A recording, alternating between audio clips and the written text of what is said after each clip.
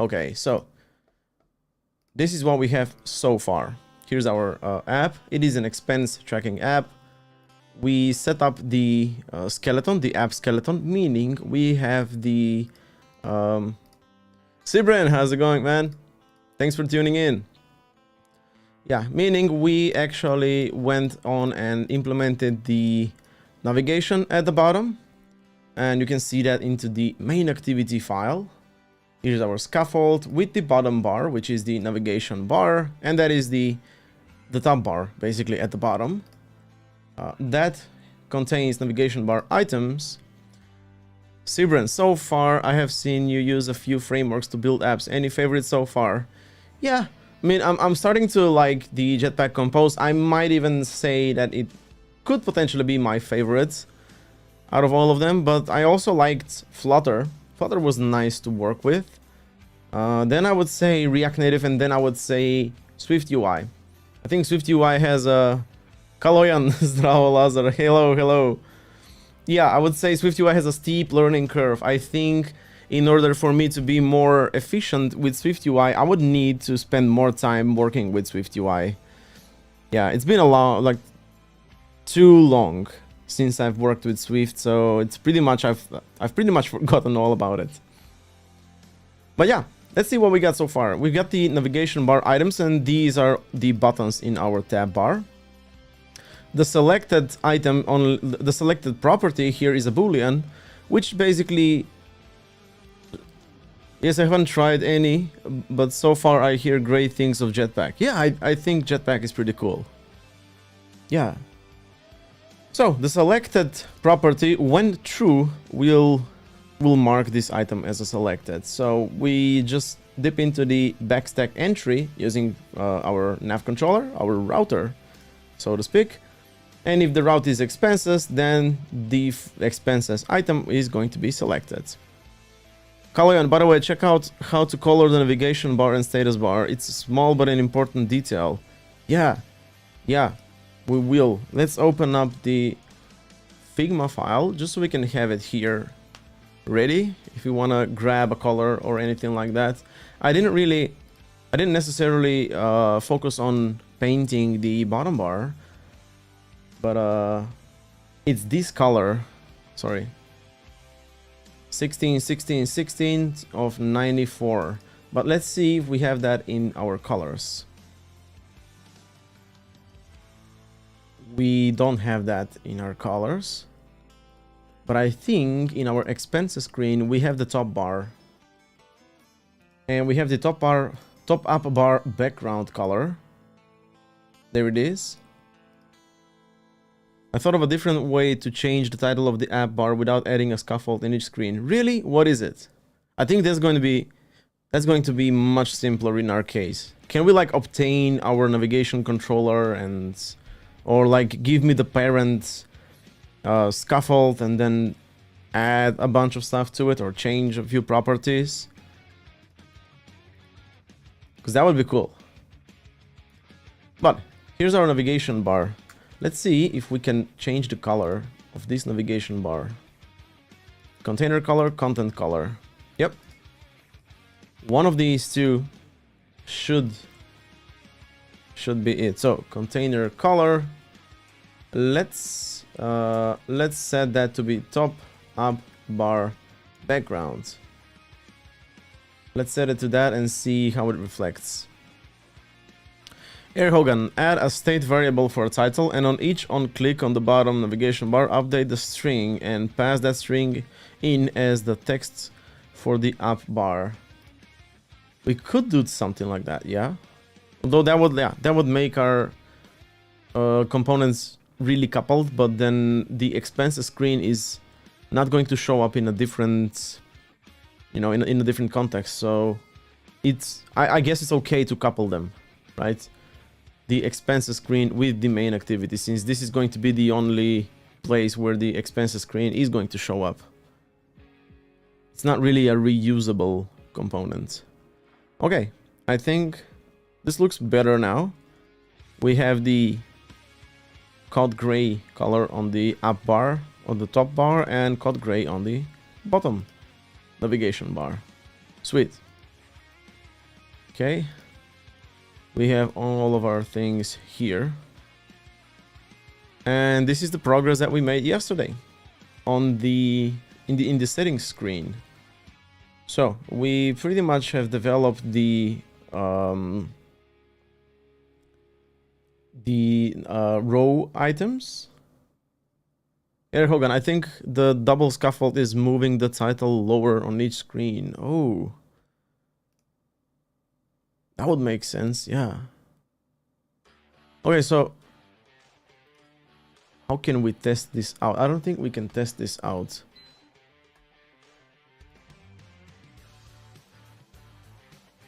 Unless we use like a UI tool to inspect the view hierarchy and actually see that we have like the title is lower.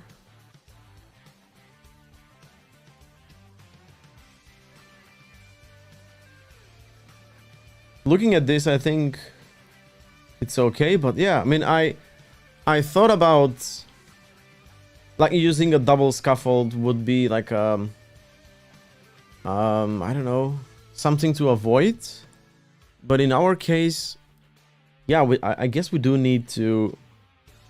I guess we do need to do some stuff, because then it's okay for the title, right? We can easily do that. We can change the state variable and the title is gonna change. But for example, in the reports screen case, we want to have an action here, and that action needs to be the method or the function of that action needs to live inside of the reports screen, but not inside of the main activity. So we somehow need to pass the reference to that function back to the main activity, right? And then do like a conditional render. And I guess, yeah, I guess that would make the I don't know, the code much smellier, right? Because we have an if that only happens in a one certain situation when the user selects the report screen, and then we have a whole action bar item, or like just an action button, and then yeah, it's gonna be a bit trickier that way. I mean, this way, even though I don't think it is okay to use the double scaffold. Yeah, we need actions just on the report screen. Here, let me pull up the simulator, and we can look at the finished app, one of the versions. I think this one is the Swift UI version.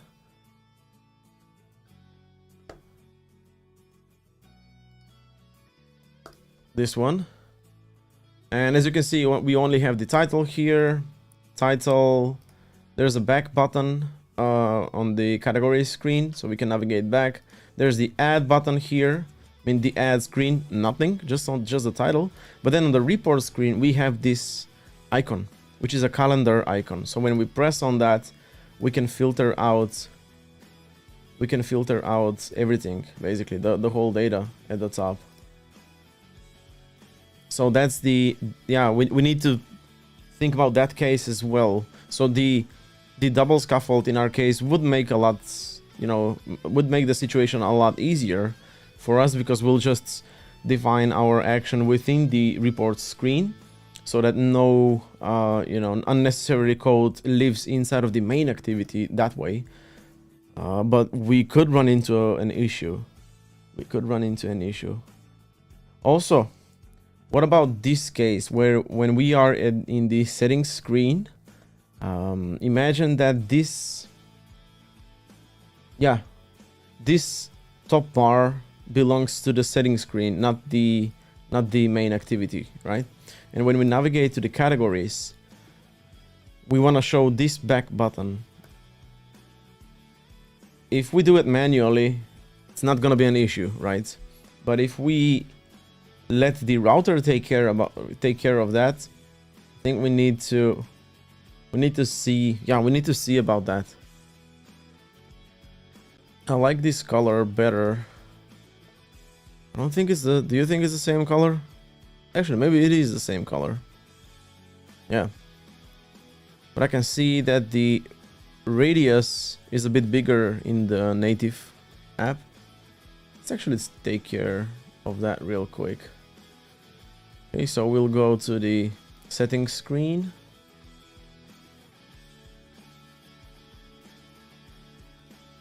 There's our clip medium. Let's do a large and see what we get.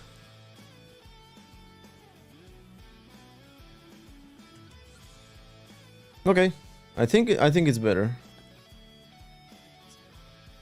It is closer, if not the same, as the native one. So that's good. Okay, and the color. This one is much brighter than this one, so let's actually fix that. Had the table row component, composable, sorry. Had the table row composable, and we have the chevron right. There we go. So label tertiary, yeah. That color is this color right here. I'm going to register another one.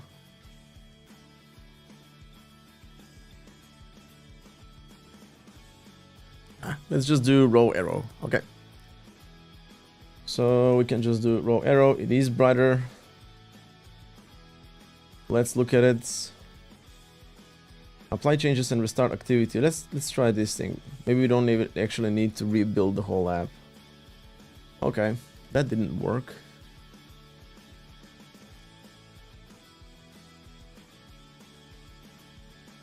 So it works if we do the tertiary, but not if we do this one. So maybe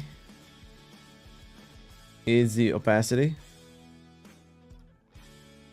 No.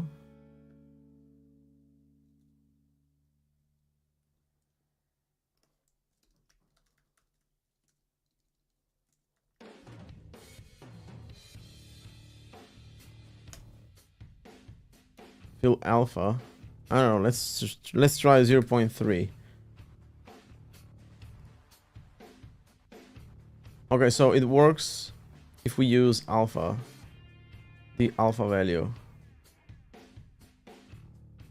And this one, the tertiary color, is this one with 30%. So if we just like hard code this hex, it should be the same. Yeah.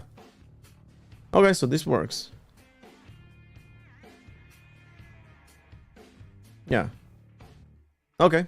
Now we're missing the separator, the divider between each of the items. I'm not sure if there's like a clever way of doing that without manually adding it.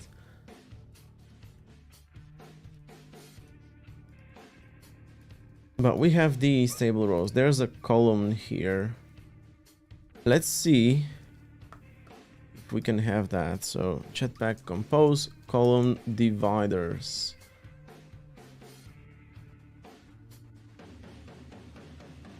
There is a divider right here as a component, but we need to manually add it.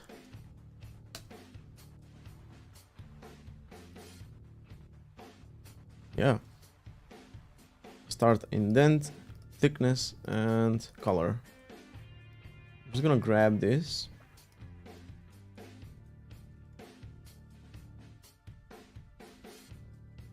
Totally. It's not gonna be the black color. I think we have a color for the divider. Yes.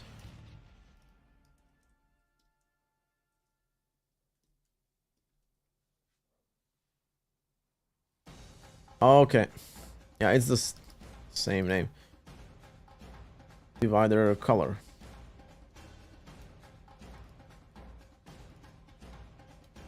There we go. Start indent.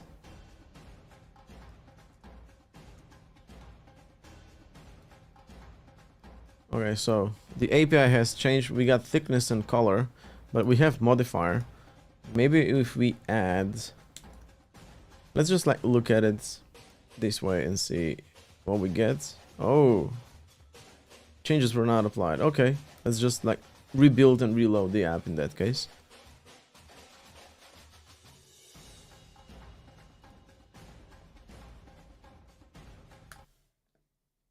Yeah, this looks decent, right? I mean, on the native version, we have just a bit of spacing on the left side here. Right, there's like a padding of 16. Maybe we can actually get that to the actual divider, and let's see. Oh, come on now.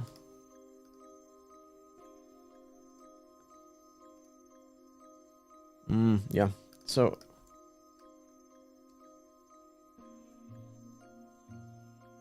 there's no left horizontal. Okay, because we don't want the... There we go. But then there's also on the... it's not hot reload. I'm using the apply changes and restart activity rather than a run app.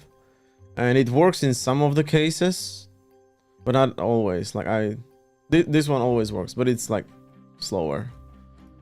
All right, let's figure out if we can add a padding, but not a horizontal. Start. So padding start equals 16 dp. So we lose this one. There we go. The divider touches the edge on the left side, but there is the padding on the left side. Beautiful. Okay, we got this. Now, I think this whole column needs to be clickable now. So when we click on it, we get some sort of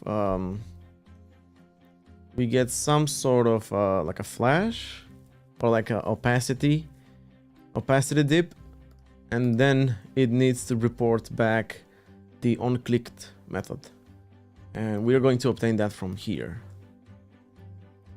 Okay, but let's check it out. Actually, yeah, we're talking about the table row. Yeah, in here the whole row needs to be clickable.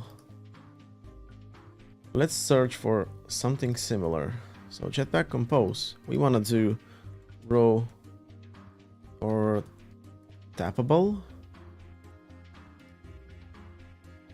Yeah, maybe I should use some sort of a list item or something like that.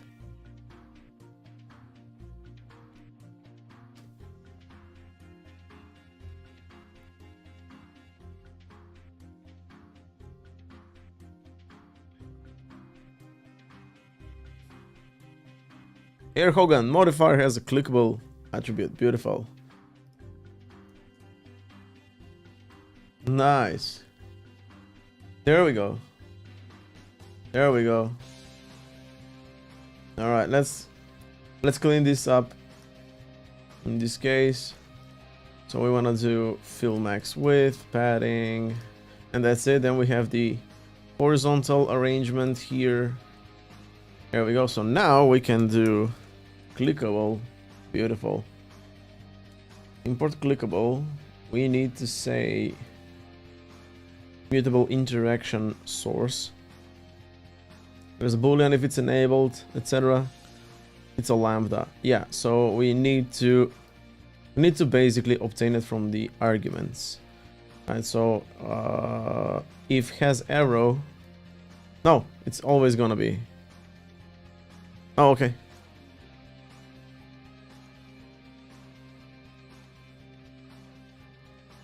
So we want to return the on click, right? Or just do like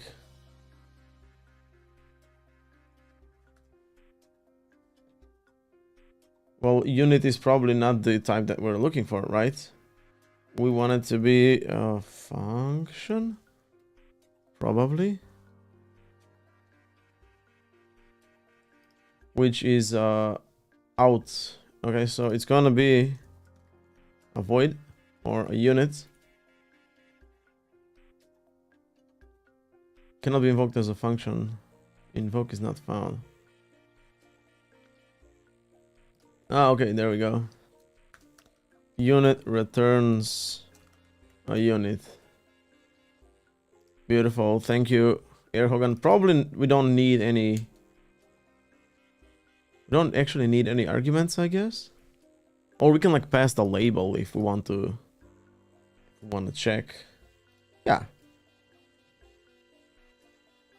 Empty params, or let's do like a label.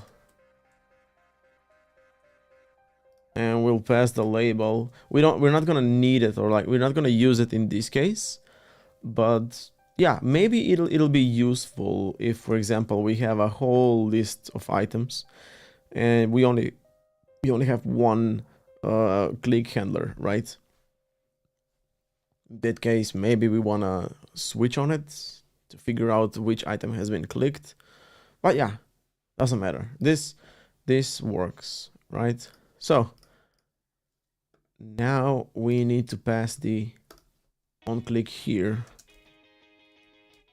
On click, we're not gonna get the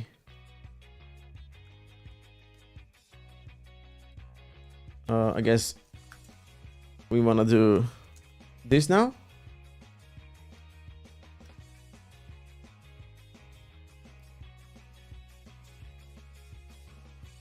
No? Okay, so what am I doing here?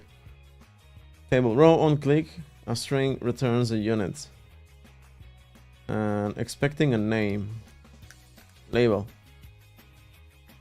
The structuring declaration initializer of type string must have a component. There we go. We don't need the arrows. So we can rename this to underscore. Yeah. Nice. Okay, so what can we do here? We want to navigate, right? So nav controller.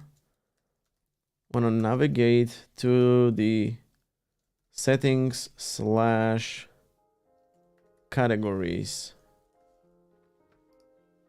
Okay, this is looking grayed out. The lambda expression is unused. If you mean a block, you can use run. Okay, I'm not sure what this is. We need to figure it out.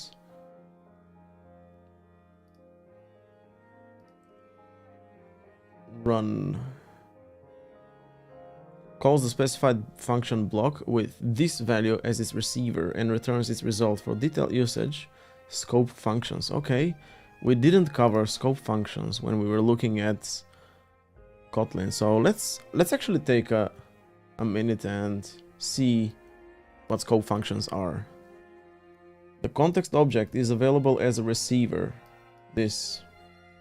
First, let's take care of the music, because I don't think this is the... No way. This is in the rock category, ladies and gentlemen.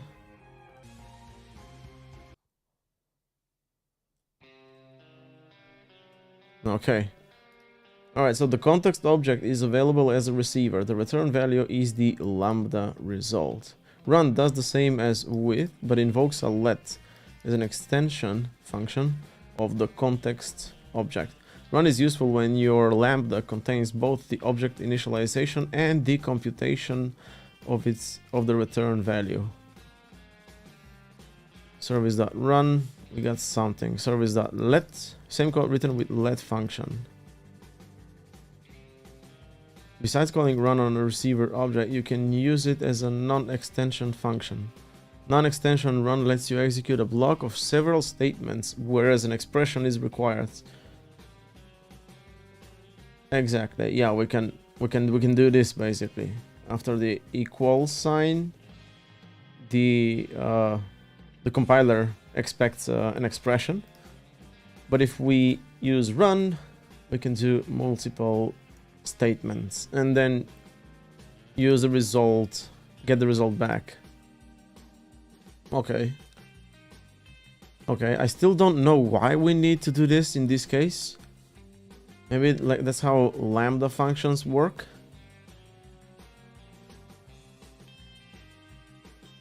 But what if I were I guess this is okay. Yeah, it's gonna work in our case, but I'm still trying to figure out why do we need to do the run thingy. Why not just like go and execute that immediately? What if I remove the run? Yeah. So we don't need... Okay, this is... I guess this is how Lambda functions work in Jetpack Compose. Okay. We've got an error now. Ah, okay. So in this case, our on-click, we're not gonna handle this. So I'm just gonna leave it as an empty scope. This is a scope. Just an empty thingy. Okay.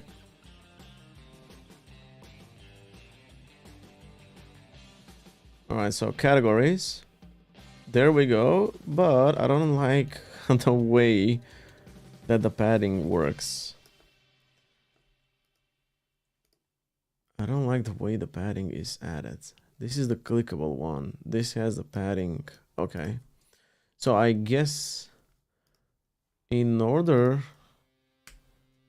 to make it work, we need a different row that wraps this row, and then it has the modifier equals modifier dot clickable, right? In that case, we are going to move the clickable modifier to the first row, and this row is going to provide the padding. Yeah, works just as expected. Here we go, both of them. It looks really nice though. I like this click animation. Alright, so let's click the categories. We've got hello categories, and now no... Yeah, the settings is now not selected. What if it's before the padding or the order in modifier does not matter? It does matter, but let's check it out. Let's check it out. I'm gonna leave this like that before the padding. Here's the clickable before the padding, although I still think it's going to have the same effect. No, actually no. Good point. So we don't actually need to wrap multiple rows. One is gonna do the trick. Hey, there we go. Let's move it down again. Yeah, you're exactly right. Thanks, Kalyan. Yeah, we can actually reuse this row and provide the...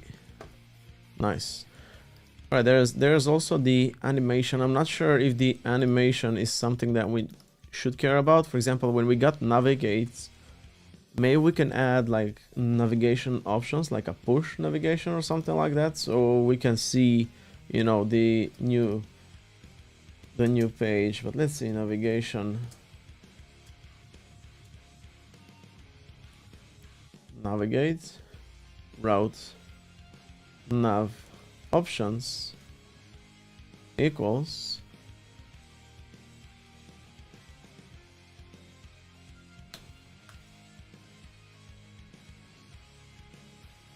Alright, let's see.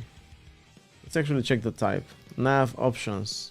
Single top, restore state. Pop up to ID. Enter animation. There we go.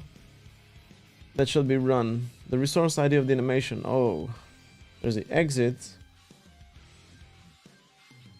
Sibren. Alright, see you later. It's time for dinner. Yeah, enjoy your dinner. And thanks for stopping by. Okay, this actually requires like an animation ID. This is probably like a XML defined animation. There might be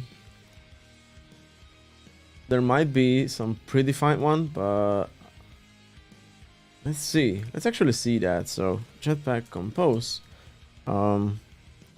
navigate animation. Maybe there's a default one. There was no animation. Animated nav host. Okay.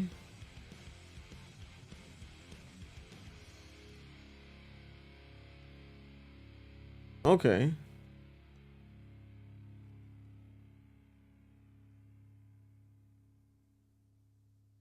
So if we use the animated nav host, our composables will accept the enter and exit transitions. I don't know, let's go check it out. I think it's gonna be fun if we added that animation.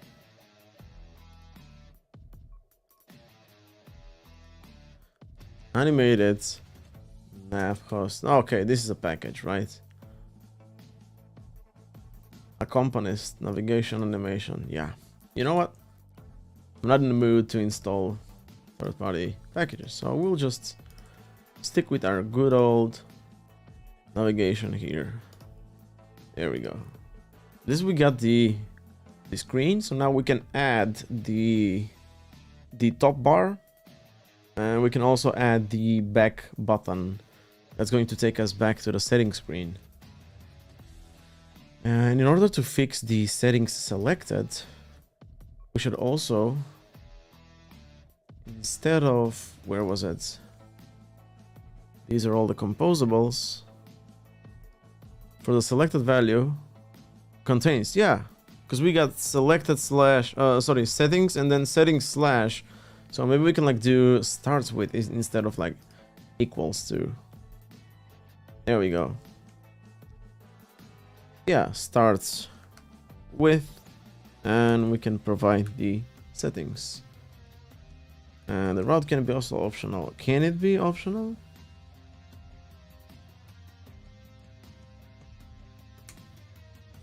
Or false? Come on now. Boolean, or is there like a fallback, or sorry, is there like a, can we do like a question mark false like we can do in JavaScript? Kotlin operator.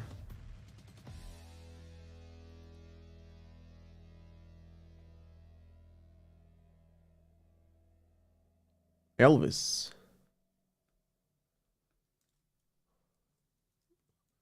Like this? Oh, there we go. Elvis operator, because of the hair, right? There's Elvis's eyes, and then there's also the hair. Elvis operator. Yo, this is amazing. Yeah. Elvis operator. This is awesome. There's the king.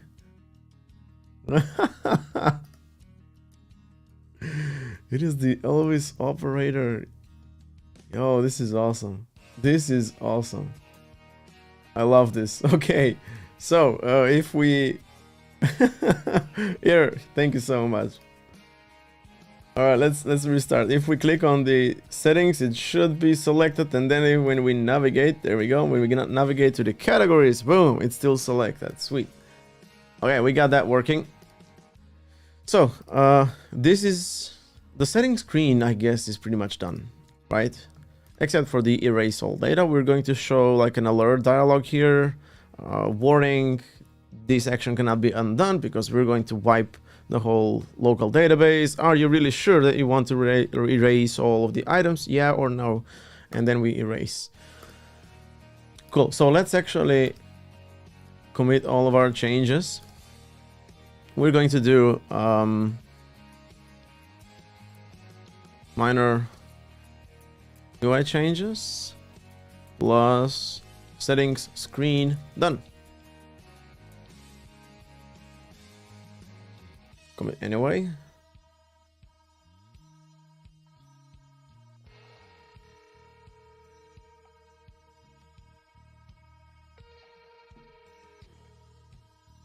Nice. Project defaults. I don't know. I guess add it. Should we add this file?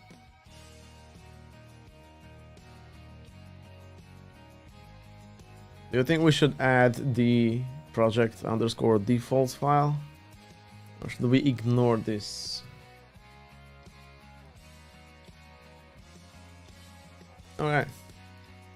I guess we can continue working on the add screen because it pretty much has the same structure, but the table row is a bit more, yeah, the table row is a bit more advanced in that case because we'll have details here. And it's not gonna have an on-click. So let's actually do that. Let's bring up the native one. As you can see, we've got this little form here, but it's pretty much the same in the add case, right? We have the label, and instead of the arrow, we have custom elements here. So here's the inputs. We have a number inputs. In here we have like a select, like a drop down. This is a date picker here. There's an ordinary text input here, and again a drop down that allows us to select the categories. So it is very similar to the settings screen, but we're going to expand on the abilities of our table row. So let's actually go and work on the add screen.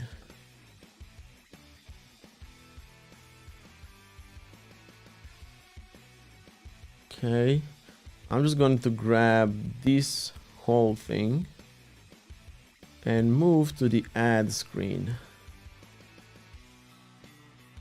I'm going to create add composable. Let's import everything. Opt-in, yes please. Nav controller, of course. There's a nav controller. Beautiful. So we go back to the main activity, and where we have the add screen, not in the bottom bar, but in our content, expenses, reports. There we go. We want to add the add screen and pass the nav controller. There we go. So now we have the add screen connected. Figure Kotlin, not today. There we go.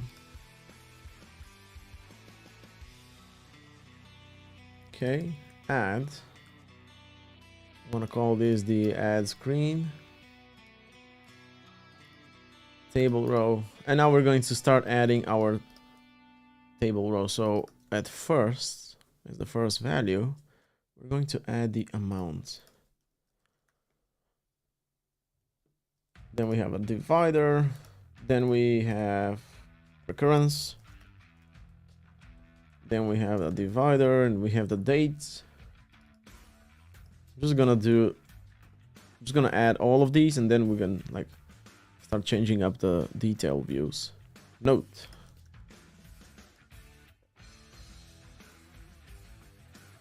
And category.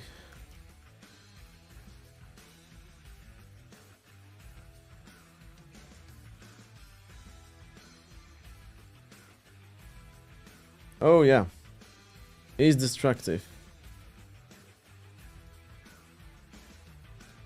No destructiveness at all. No arrows. We're gonna do something different. And we should also make the on-click optional, because we're not going to handle the click event on the whole row in this case. So let's go and make this optional.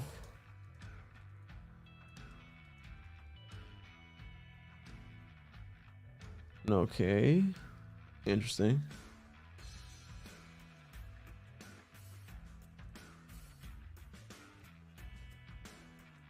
So if we start removing the on-clicks, just use this, there we go. It's not going to complain. Can I? No. What is the shortcut for select next occurrence?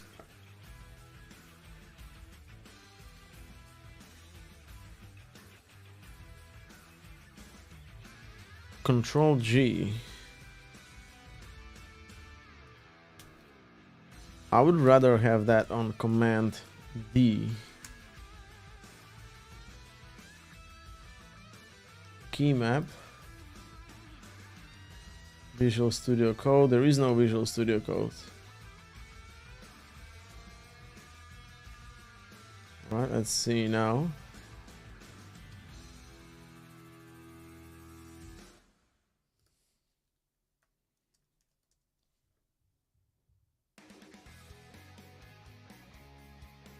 You need to download the key map from the plugins. Oh, there's a plugin. Visual Studio Code. Dark Plus theme. VS Code theme. These are all themes. I'm gonna find it. Just VS Code. Key map, there we go. This is the correct one, right? VS Code key map.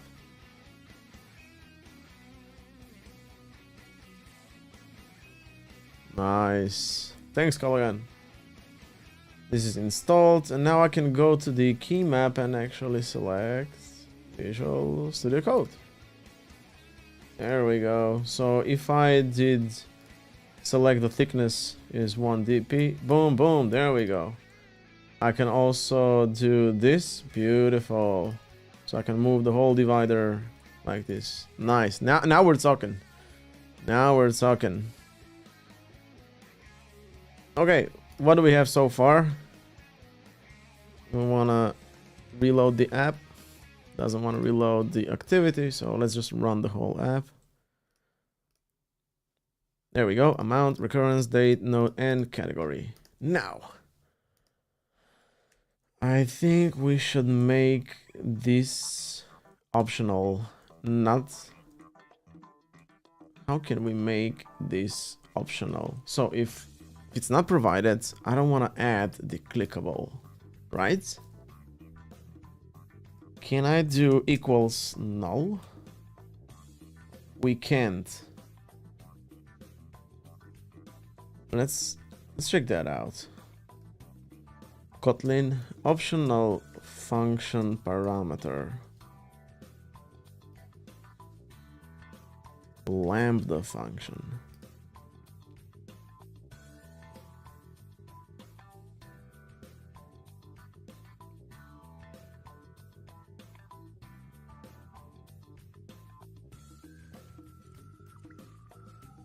Okay, I can wrap it with parentheses and then add an yes, like this. Now, we probably wanna navigation bar and status bar color. What do you mean?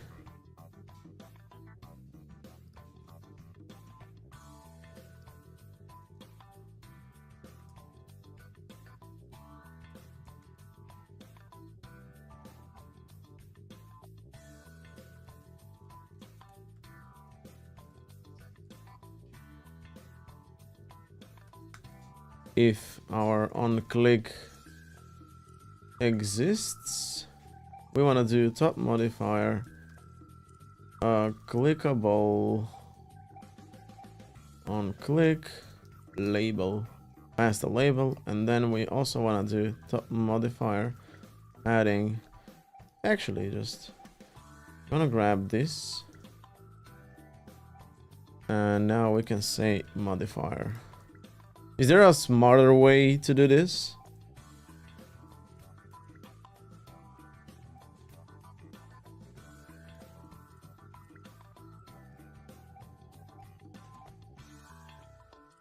It's always best practice to give composables a default modifier value that you assign to the topmost composable. So you mean like our top row uses for example, this modifier, and then we reuse that modifier? Oh, you mean, okay. Okay, so we can chain. Yeah, we can pass and... Yeah. It's actually a good idea, you know? Modifier equals modifier.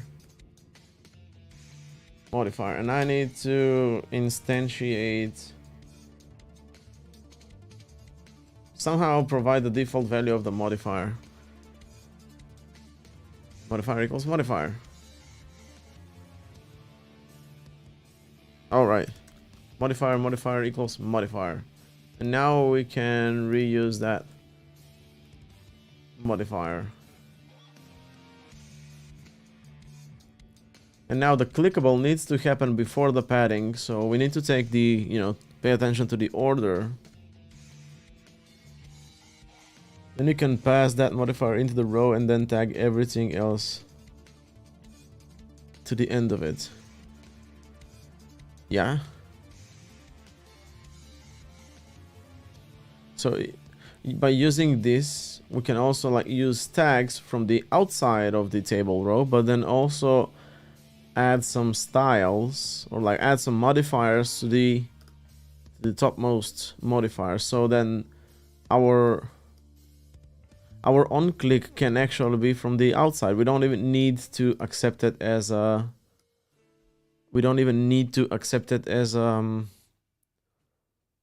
as an argument in this case, right? Yeah. Well then, I think that's so much better. Okay, so let's figure this out. We've got the modifier here. I'm gonna add the modifier to this value, and we have always the fill max width and the padding, right?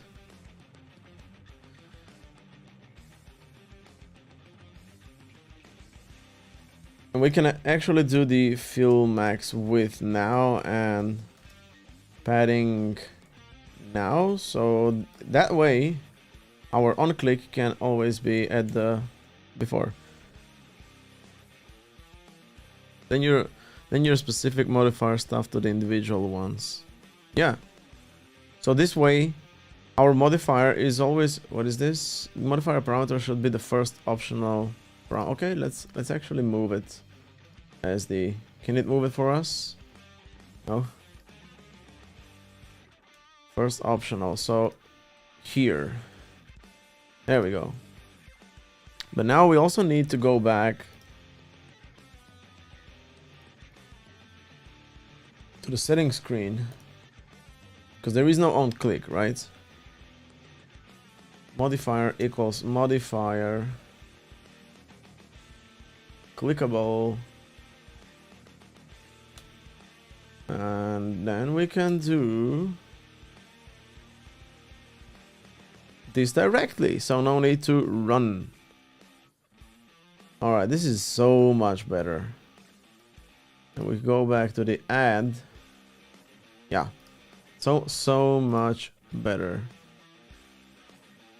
If we reload the app, we're going to lose the clickable effect on the erase all data because we don't have the clickable modifier, but this is just going to keep on working. Here we go. Nice. And these guys, they don't have any clickable modifiers. Nice. All right, this is so much better. This is so much better now.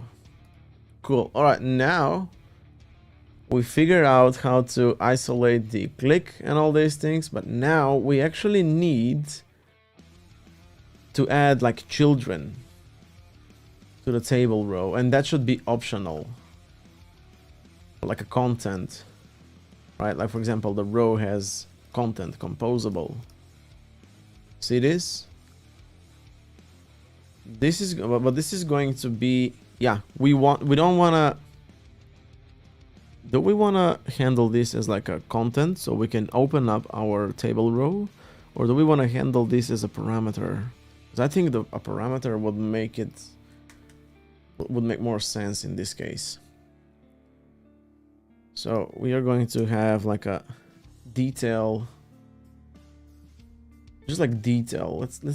Let's make this as a detail, and this first, we're probably not the row scope. What does that mean? Or maybe we should keep the row scope, because this, yeah, the content is, yeah. All right, let's keep the row scope because our parent is row, and it should be an optional. We don't always want to, you know, do a detail. And in here we can do, if we have the detail, right? Provided, render it. Now, how do we handle... By the way, are you trying to recreate the iOS feel and look instead of just keeping the layout and using Android native components? I'm just, yeah, this is the iOS look and feel, so I'm just like trying to manually bring the styling to look like this as like an additional challenge while building the app. For example, we don't stress over the font weight of the title, as you can see. We don't stress over it. It's okay if it's like the native one, but for example, for the form that we have here, the group, I think we can like easily achieve that, just to make it more fun, right? All right, let's see how we can rose go. Okay, I believe this will do it, right? So if we go back, what's up with this now? No value passed for parameter detail. Yeah, that's because it's... Oh, okay, so this is the type. Equals null. We can't do null. We can make this optional, but why?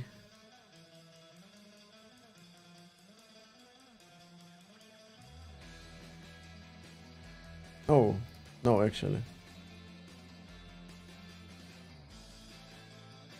All right, this is weird. How do we make this optional but without any value? I don't want a default value. I just want it to be either null equals null. Is that gonna work?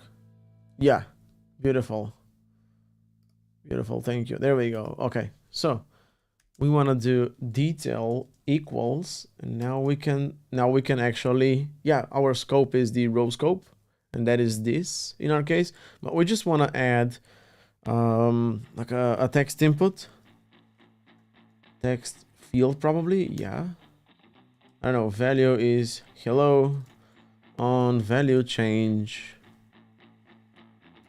I don't care, just want to check if we're okay.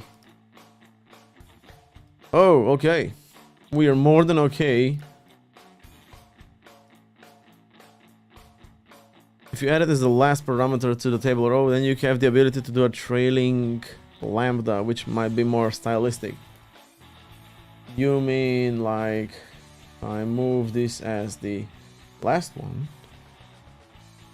and that would make this like this? No? Or like this? Yeah. This is like the text field is now a child of the table row. Let's actually go with that, right? Instead of detail, we can also use the same naming convention as the content, right? So content, that's the content. If we have content, render it. Yeah, looks more like compose. There we go. Cool. Now this text field, we need this unstyled. This should not be styled. Text style. Jetpack.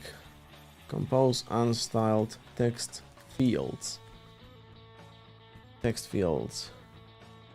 Here's the text field, simple text field, there's that. Label and placeholder, that's all good.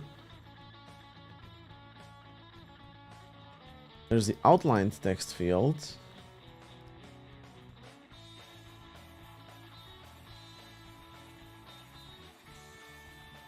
Can we like strip the full styling? The iOS one is just like, it just has a placeholder. It's aligned on the right, so when we write, It's aligned on the right sides, and it doesn't actually have style. It uses the whole table row background. It's totally unstyled. So we pretty much need to remove the background, the blue underline that we have here, and the padding as well. Oh yeah, we need to do something about the padding. We should move the padding to the amount instead of the actual detail. The detail should not be affected by the padding.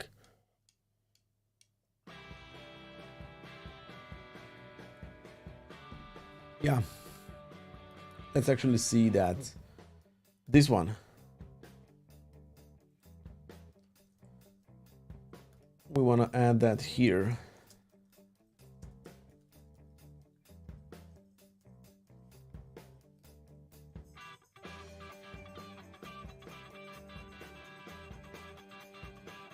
Okay, Hogan.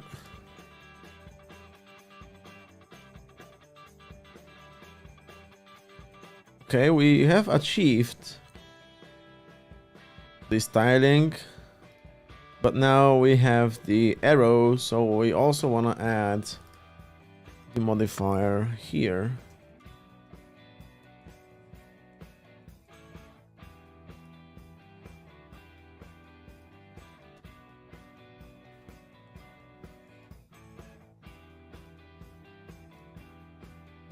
Okay. This looks okay, this looks decent. And there we have this. Okay, so we've moved the modifier, the padding, to the text and icon of the arrow. But the content is not affected by the padding. And also this is working nicely. Cool. So we can start working with our text field, and we should actually register this as a component because we are going to reuse it a lot. So I'm going to create a new Kotlin file called unstyled text field.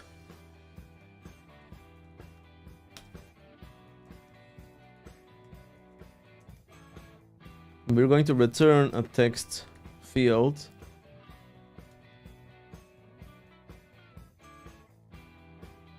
Okay, and now we need to get some of the value on value change, like all of these, basically. All of these. Alright, I'm just gonna grab them, like these, like so.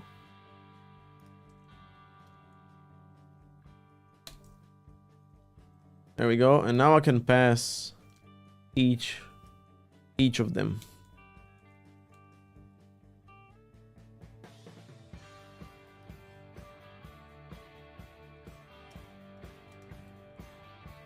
Okay, so I'm going to select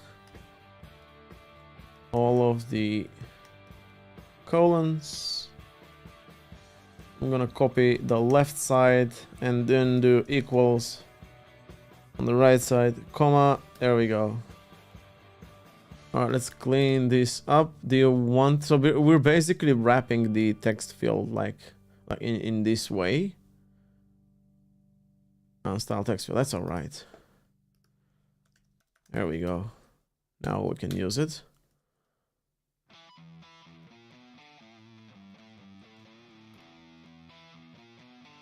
Typo, no, just add that to the dictionary. It is okay. So now hello doesn't actually text field value.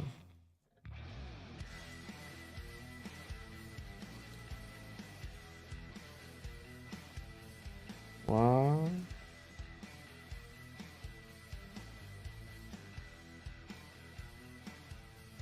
All right, so now style text field. Is there a different composable with like different? Yeah, value is string. Okay. Let's just go with this I'm not sure later when we, you know, add.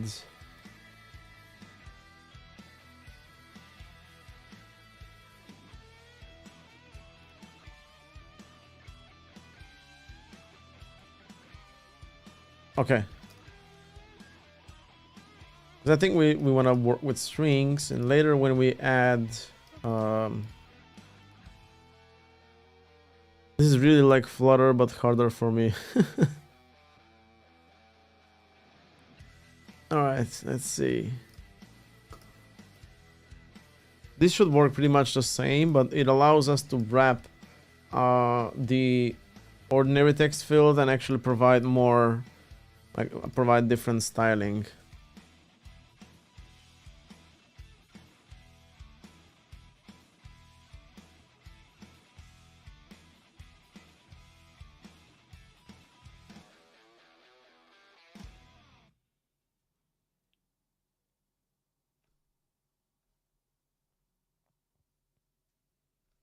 We've got the value on text modifier, fill max with padding, shape, trailing icon, and then we have the colors.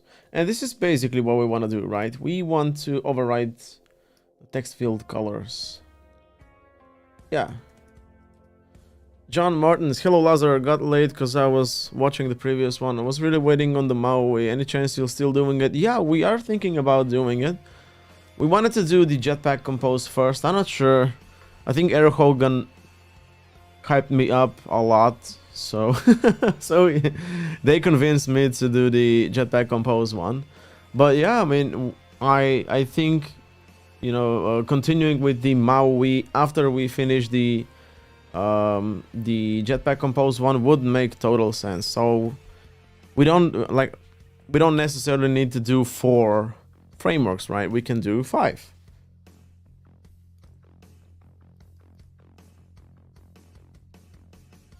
You need to train mentally for XAML in Maui. Yeah, I actually worked years and years in Xamarin, so I kind of know the vibe pretty much. I started off with Xamarin Native, but then for a brief period started working with the Xamarin Forms. It was still not like super stable and rich back in the day, but I think today, like now, it's pretty rich with like all of the utilities that you want. Okay, let's check this out. Here are our colors, text field colors, and now we can actually enter here and do container color, color.transparent, colors, color.transparent, beautiful. We've got the container background or not, cursor color, blue, that's okay. Disable indicator, disable label, placeholder, all these things, I'm not sure. Selection, placeholder text, it's all good. So I guess just the container color would make sense. Let's see. We also want to like tune down. Okay, there we go. There's the underscore now. What is that? Selection colors. Text selection colors. We've got, what do we got? Handle color equals color.transparent and then background color.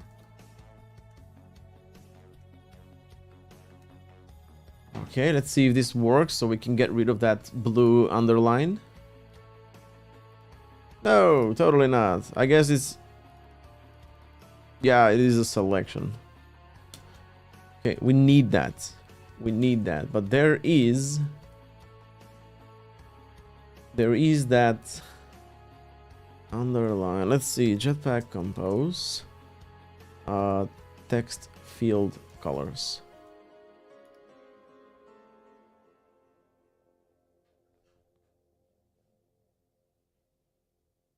Disable text error cursor. What is that underline?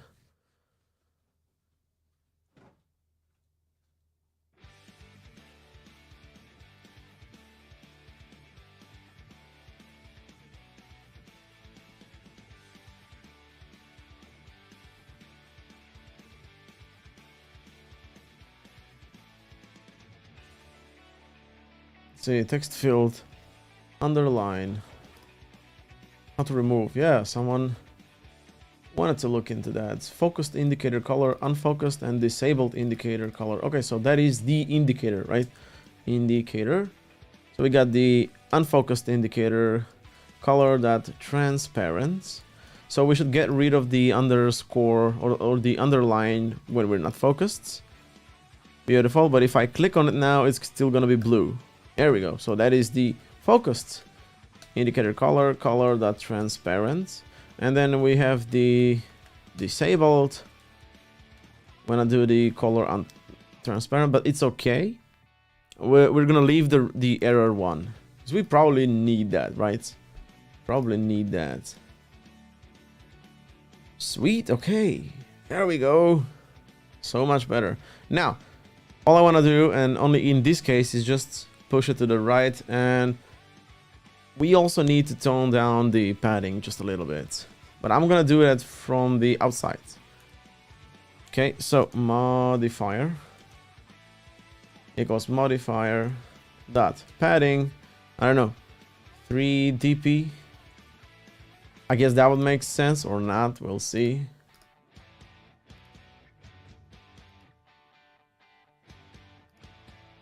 Not really. 0. Let's see 0. No, it's still super big. Okay.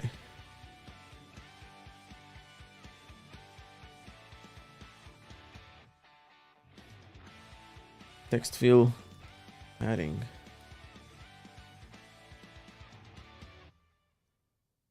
Basic you can use basic text. It's a plain.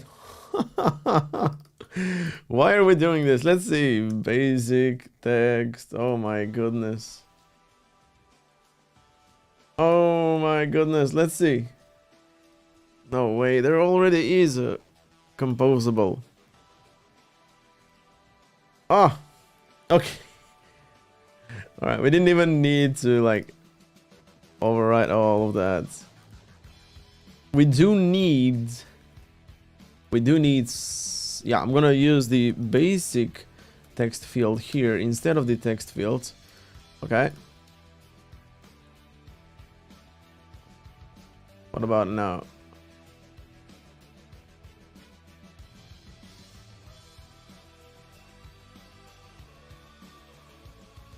Okay, this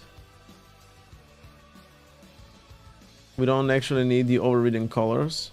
So here is all the stuff that the basic text field has, and we're gonna provide some of our own defaults. Let's do that trick once again. Oh, not that one.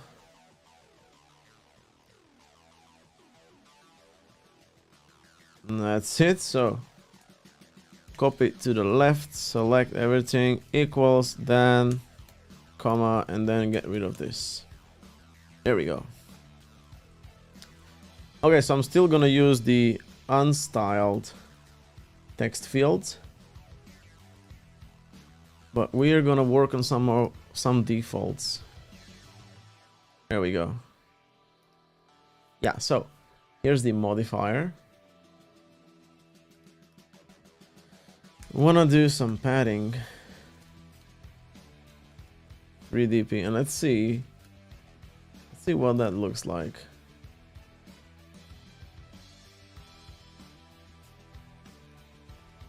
Yeah, so I'm gonna move that here, I guess, modifier, and then we can add the padding.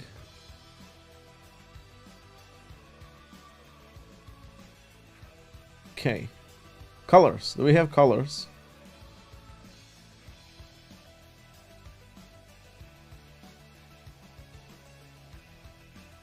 Text style.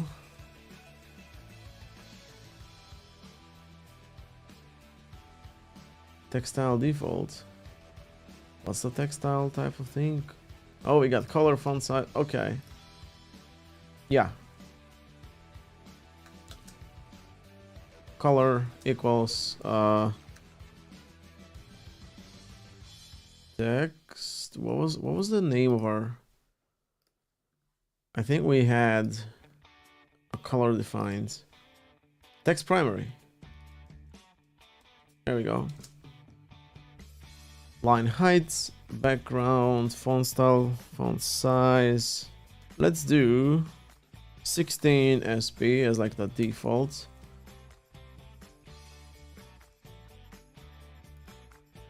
So now it should be, the color should be white. There we go, much better. Okay, so this modifier that fill max width, and if we reload, we should see the text starting right to the very left. There we go. Okay. What else do we need? We need to center it because the height is now at like, it's not as tall as the previous one. For example, if I click here, it's not triggering. Yeah. So we need to take care of the height. That would probably be like the min height. Default min size. So min width, I don't know. Let's set it to like 300 might be a lot. 80 dp.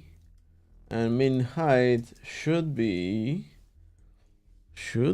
let's consult Figma. Min height should be, this is 44. Okay, let's do 44 then. Let's do 44 and see what we get. We should see the what now actually centered. No, it's not centered. Even though we set it to min height. What's going on? It's here. Okay.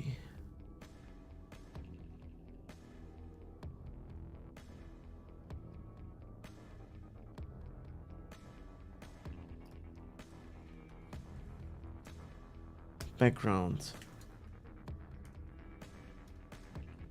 Let's debug this.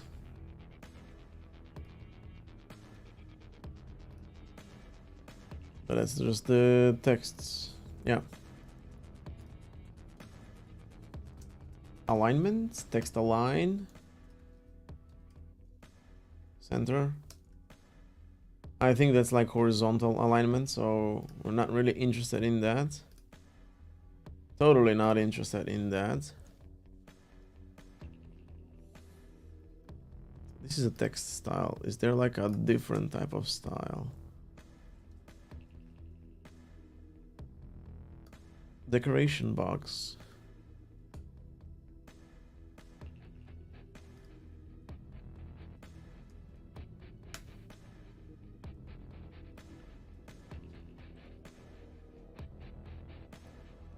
Let's move the color to the modifier. We should see the full, there we go. Okay, so I believe we are looking at the alignment or like a vertical scroll, no?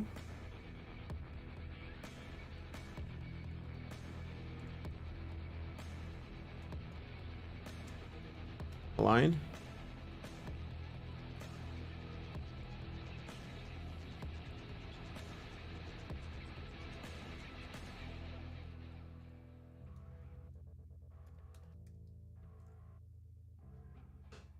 Center.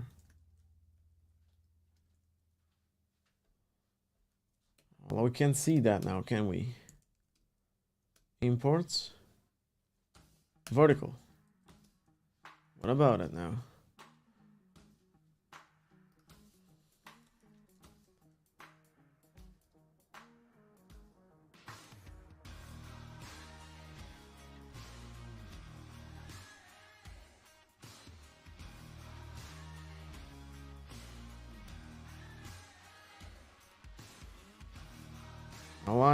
Alignment dot vertical align modifier.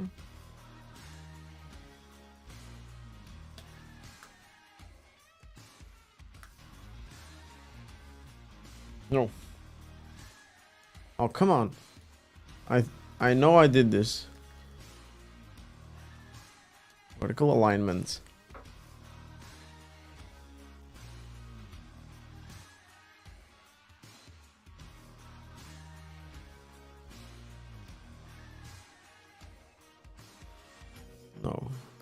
arrangement and alignment. Okay.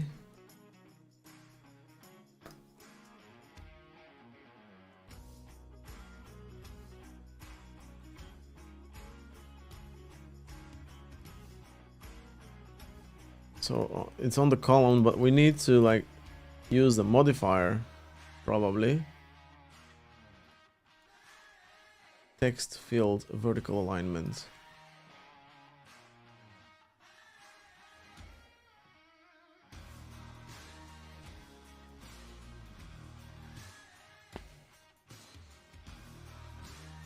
Wrap content height. No. I don't think.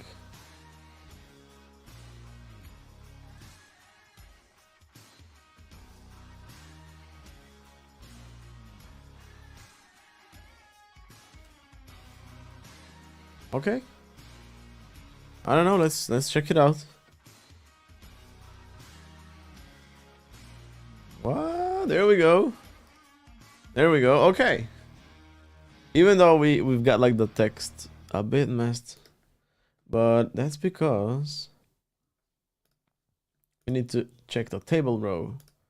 So horizontal, but we also need vertical alignment. So alignment, center vertically. And we should be good now. The text should always be at the center. Beautiful, beautiful. Now, aside from fill max, we want to do text style equals text style. Oh, wait a minute. Wait a minute. Our default text style is the color primary. Yeah. Our default is this. But then we want to use this, or like we want to use the outside and append these two. Change the cursor color. Oh yeah. We do need to change the cursor. It's not in the text style. Let's fix this first. I want to set the default text style. So text style dot merge with this one.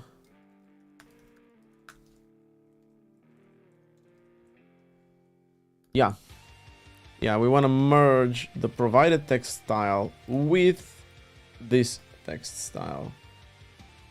Okay, so cursor brush, I don't know what that is.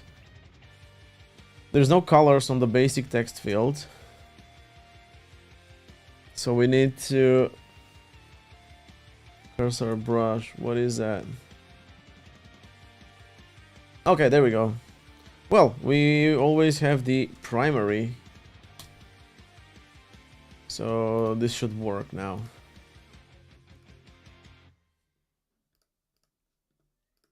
There we go. It's the primary blue. And now what we want to do is do the... Let me just drop these. And do probably at the last text style equals text style. Import the UI text and do align, text align, and we want to do text align the right end. In case of the RTL, and should work better. Yo, there we go. Right? Much better. Okay, so we have the table row, we have the unstyled text fields. This thing. All of these have the horizontal 16 dp and vertical and all these things, right? Maybe we want to do... Maybe we want to move at least like the horizontal one. So I'm going to move out the horizontal and add it here. Okay. So our text field ends there. And this is not changed, and there we go. Okay, cool, cool, cool. What is that? Oh, that's cool. I didn't know about Android can do that. There's like a little magnifier. That's cool. Okay. This is that. Now we also want to change the keyboard options. What do we got? Autocorrect, keyboard type. Type number, I guess. Exactly. So number meaning we are going to enter only numbers into the amount. We don't want to enter like, there we go. Cool, we have the dots for decimals. Beautiful. Beautiful. And there we go. I think this is it pretty much. We also need to add like the the change, the value change handler and the value, but pretty much this is it, right? Let's also add that to the note as well. Notes. And aside from the value, is there a placeholder? There's no placeholder.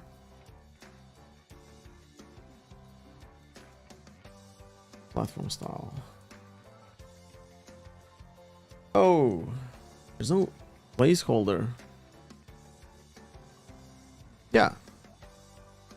What's the place? Where I don't have a placeholder now. Let's see. Maybe we need to. No. Single line, max lines, visual transformation on text layout, interaction source, cursor brush, decoration box. Okay. Yeah. Basic text fields. Can it be in the decoration box? I have no idea. This is a different inner text field. But I don't wanna. No.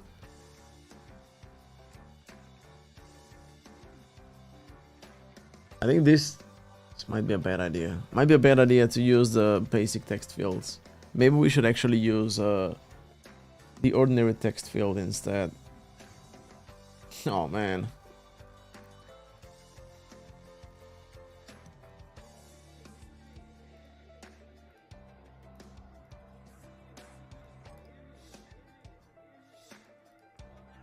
Basic text field. Okay, let's Google it out. Jetpack compose placeholder. I'm not the first one. Decoration box text is passwords. Inner text field provided by the decoration. Basic text field decoration, inner text fields, and add that one.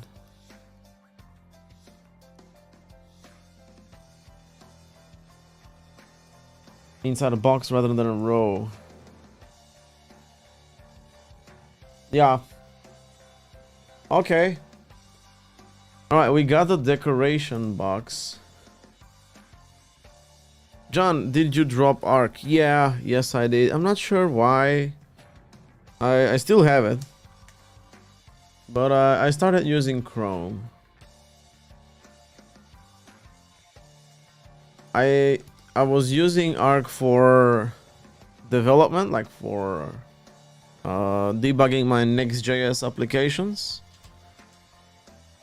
But it started to behave in a weird way, like caching, I'm refreshing and the changes are not applied, and then I opened Chrome and everything was okay with Chrome, so I just kept using Chrome from that point.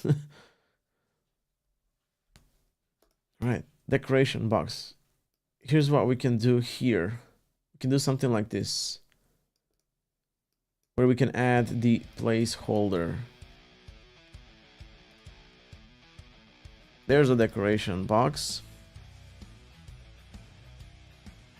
So either the decoration box Elvis. We want to open another one, which is going to have a box. And it's going to have... Oh, we want to do the inner text field. There's a box. If value is empty, I'm also going to accept placeholder here. So value on value change, placeholder, just a string, right? It's an empty string. So modifier wants to be on top, yeah. So if the value is empty, we want to render a text that has the placeholder value, and we're gonna add some, styling to it, and then we want to do inner text field here. Okay, so let's try going back here. I want to do place. Oh, come on, unstyle text field. We already have the placeholder here.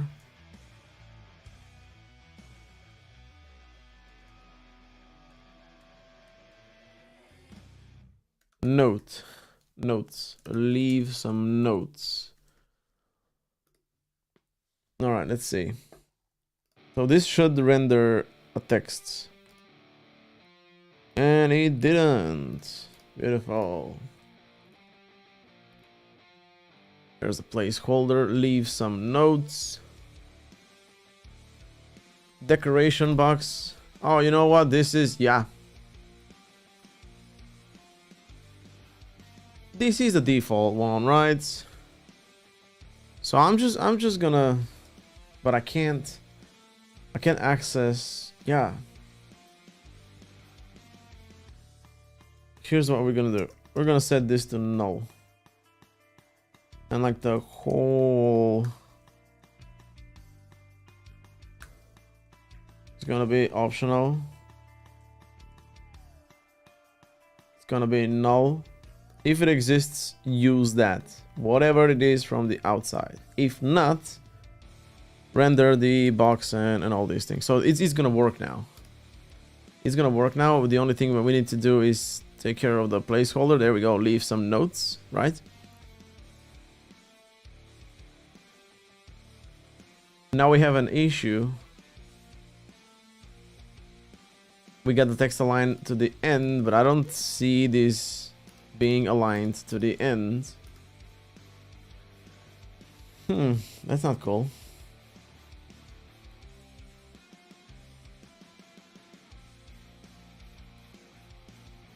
Text style is aligned to the end. We are actually merging the text style ends with the color and font size. At this point, you just use. I know. I think we should have used just the ordinary text fields, and just like get rid of the underline. Just change the colors, because this is getting too complicated. We're pretty much there, but still, you know. Okay, this is terrible. This is terrible. You're right. You're right. Let's just, instead of basic, let's just use an ordinary good old text field and just go with the flow. Terrible decision. Terrible decision. Okay, so I'm gonna grab all of this, paste that. We're doing this for the second time, and there is no going back now. No matter what ideas I got, there is no going back. This is it. Okay, text field. We got the text field. Let's go back to the add screen. Here we go. We got some placeholder. Yeah, it should be a text. Although I would prefer it to be like a label, so you know. But still, alright. Okay, that is the unstyled. And now what we need to do, we've got the colors here. Colors. Merge, can we merge? No.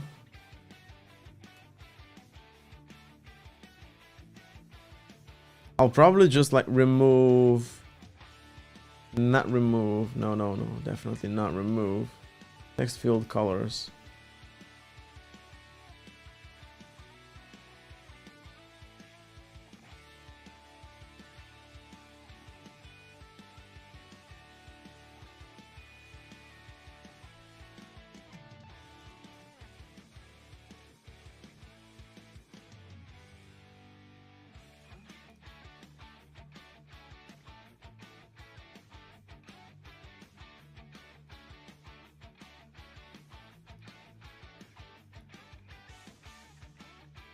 So I can't merge now. Can't merge these, right? I'm just gonna remove the colors and just like go roll out my own.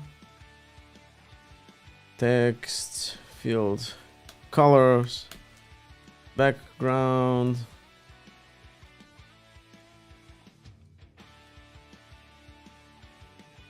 Text color, container. Color equals color dot transparent. Why is this happening?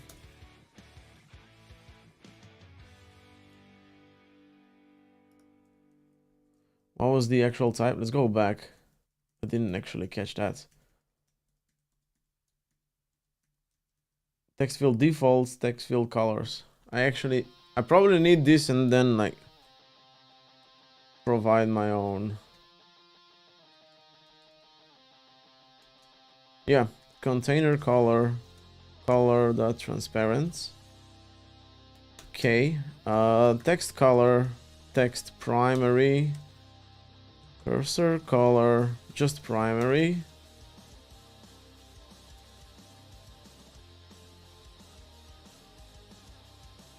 These things, focused indicator, color that transparent, indicator, what else? Unfocused. Indicator, disabled. What else we got? I think in terms of colors, that was it. Now we've got the modifiers, probably like, I don't know, default min size. I'm not sure which one is it. Like the height is min height. I don't know, 0 dp.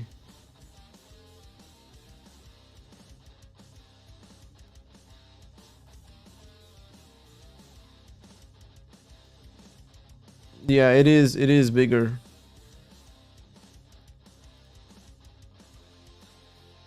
It is bigger, so it's not the.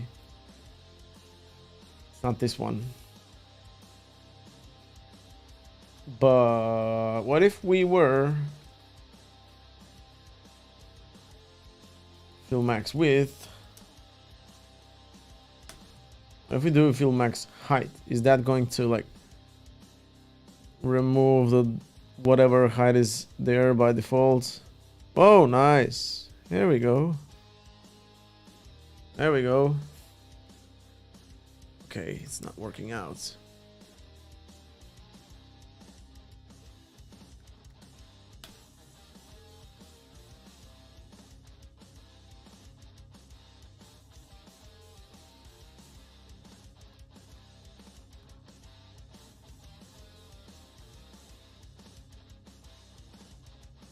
Of course, I'm just changing the notes.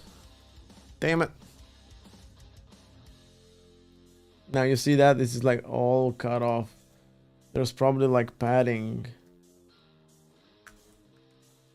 0 dp and then height 44 dp. Let's see if that works.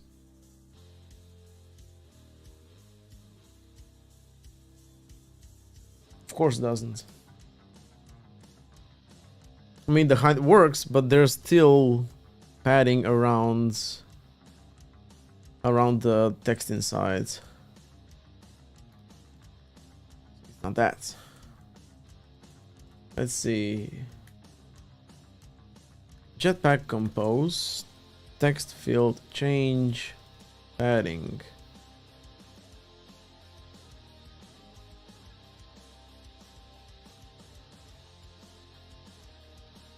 Basic text field, basic text field.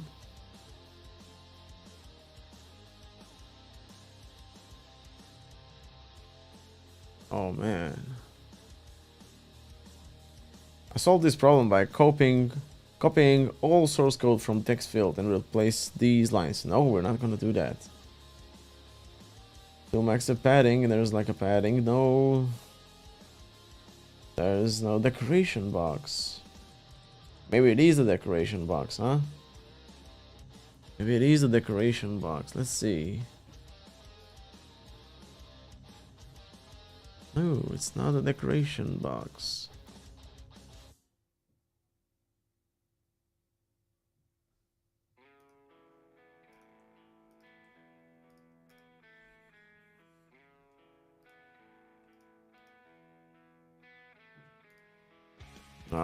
I feel like this should be much simpler.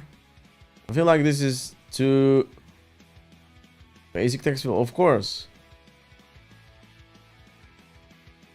What's the suggestion? Basic text field. Now outline, okay. That's a new one. Basic text fields. This one is using a button.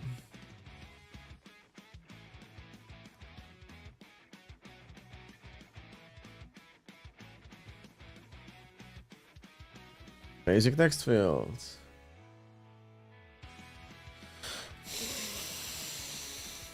No. The height, I know the height is too little, but that's because of the padding, right? Like if I were to set the height to be like 44 dp, we're gonna have the cutting here. Hold on. Let me open a different project. User feedback, Sentry user feedback, in a new window. All right, so I had something like that here. Top bar, we're not interested in that. Column, custom text field. You see that? All right, let's see. How did I do it? This is the text field, there's the colors. Well, maybe I didn't in that case. I guess I didn't. Yeah.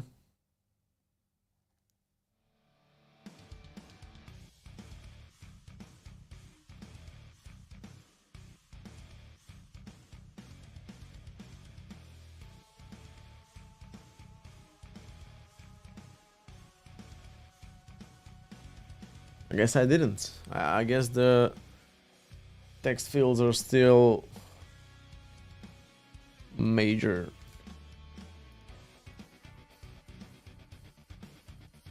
Hold on, let me show you the screen. Yeah. I mean, it looks good because it has some fancy colors and whatnot, but the height is still like too tall. Too tall.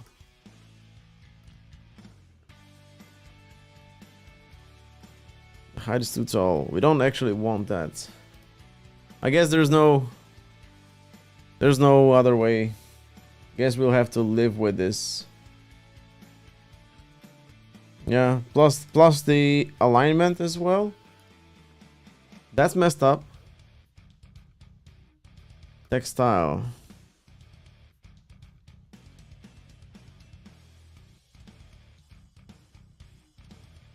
Text field defaults style, no, text style.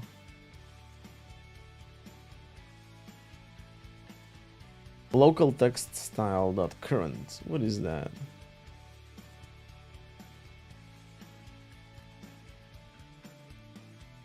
Alignment, text align. No.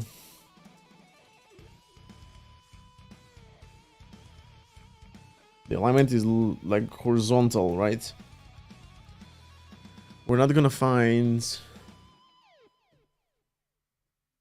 visual transform. What is the visual transformation? Is that like a none? What else do we have?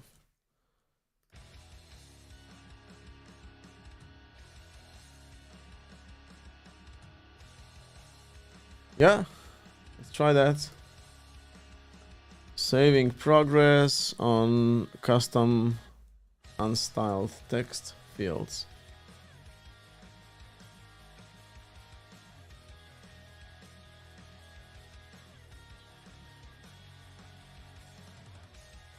There we go.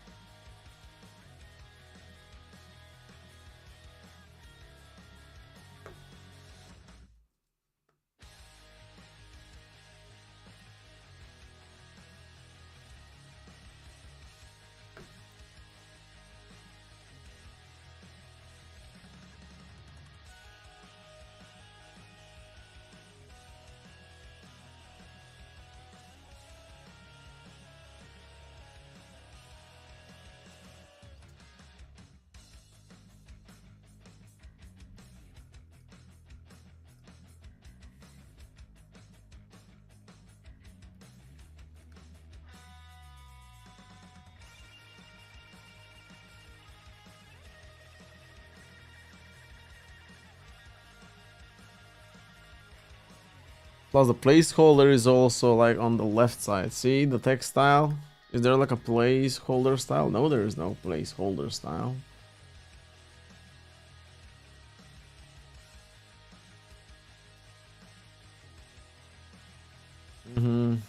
But maybe we need to do some alignment on this.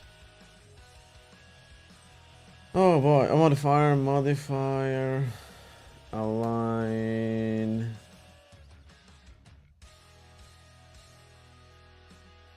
Alignment, horizontal. Horizontal, there's no top and bottom in horizontal.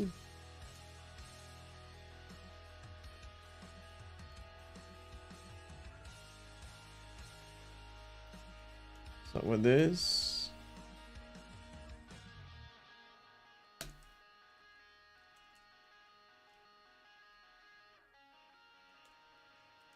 Alright, vertical. It's always top and bottom. End.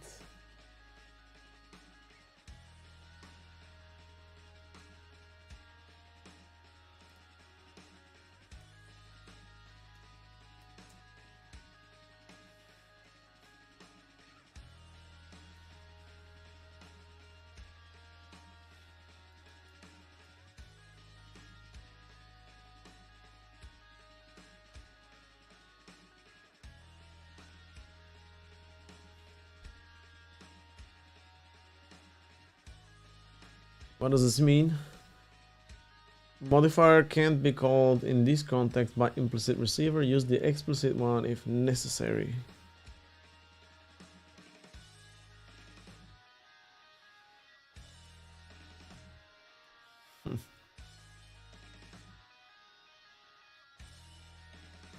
But that should not be.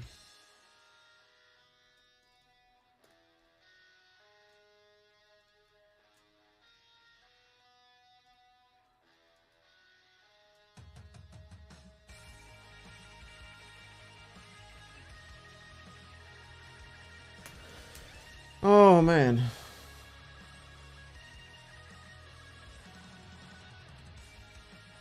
Maybe the I'm gonna say it.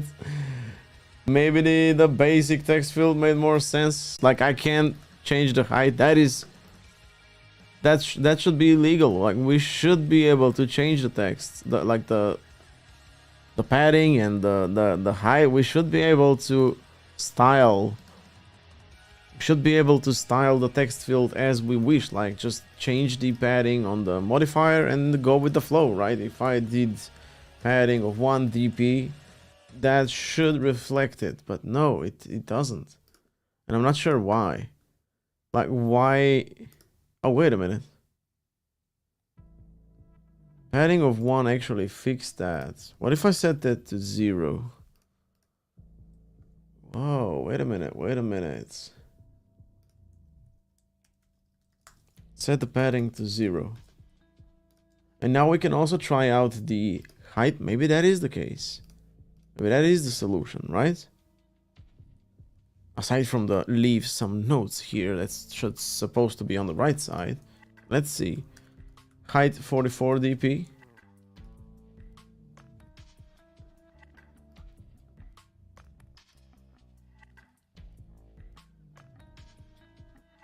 It is cut off, right?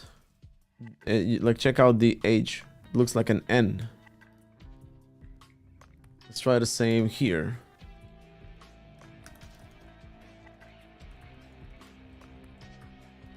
I don't think it's gonna work. I think it's still gonna be cut off. There we go. Yeah. It just doesn't work.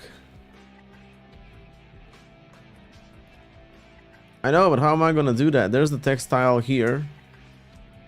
Right? There's no alignment other than the... Try to hide before the padding. Yeah, let's actually try that. So we want to do height and then padding.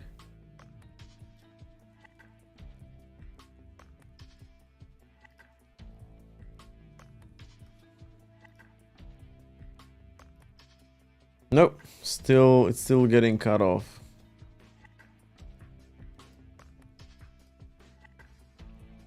This should be easy. Android, this should be easy. I shouldn't have to do this. It is confusing, yeah. Okay, we're starting to see some friction while developing Compose apps. That's alright. That's alright, but it is... John, if I'm not mistaken, usually when you have this type of form, text should be aligned to the left and only numbers to the right. I think it has to do with the way we align the numbers. Yeah, I mean, the amount is still going to be aligned to the right. And like even the notes, I don't think it's a big idea, like big deal if we align it to the right.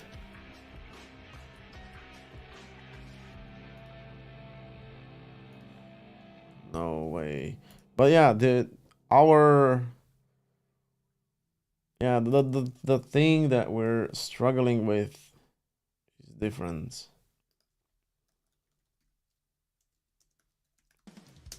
Can't change the damn height. We should be able to change the height without too much struggle with and change the and also change the like the padding and stuff. Like, we should be able to override that. I'm not sure why we can't override that, but we should be able to override that. Oh, we should be able to override that, but I don't see a way how we can override that. People claim use the basic text field. Yeah, but there's like a ton of different things I need to, you know, I need to configure and add and override in order just so I can be able to change the padding. This is, yeah, this needs a lot of work. Does it have to do with the row? What do you mean? The table row? Got the row here. The horizontal arrangement is the space between. The vertical is centered vertically, so everything's centered vertically. Right, but the... In this case, the content is the actual... Remove the padding on the row. There is no padding on the row. Only the text have it, the label here, and the arrow when it exists. But only the text has it. By default, okay, let's see. See, padding 0 dp.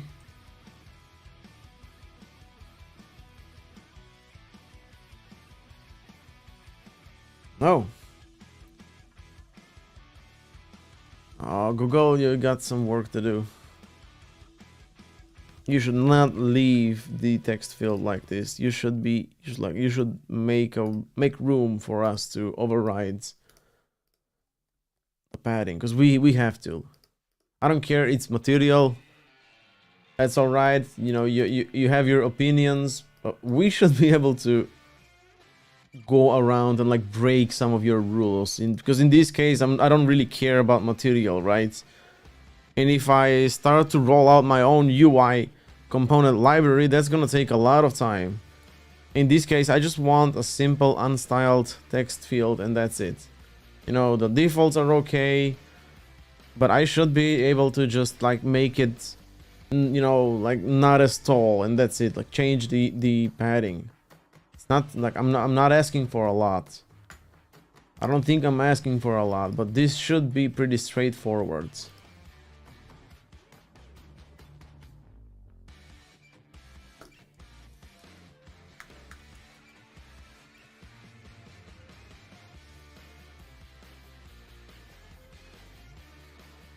Oh, I mean, nothing works. Is there like the decor? Nope.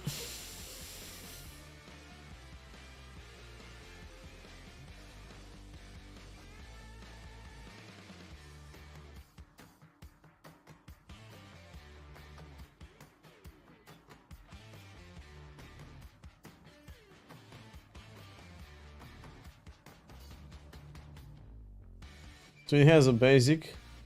There we go. You see that? Min hides. Text field defaults. And we can't really override this. That's it.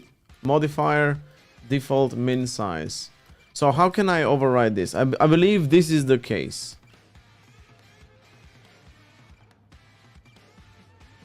Or what is a composition local provide? What the hell is this? I don't know what is that. But this is the actual... Yeah, this is the actual text field. So we have like a local provider, and inside we have the basic text field. It passes on the value. We got the modifier that we can pass from the outside, but then the min height, it always gets overridden, right? So is there a way for us to go around this? If we just pass the modifier, it's going to get our modifier with all of our rules and then override the default min size. And it's gonna be the min height. Min height is gonna be set. So even if we did, where is it? Default min size, min height. If I set this to 0 dp, it's not gonna respect that because it's going to override it later, right? So is there a way for us to I don't know, like do exclamation mark importance on this so it doesn't really respect this? Like, is there a way? This is the case. I don't want it to be this.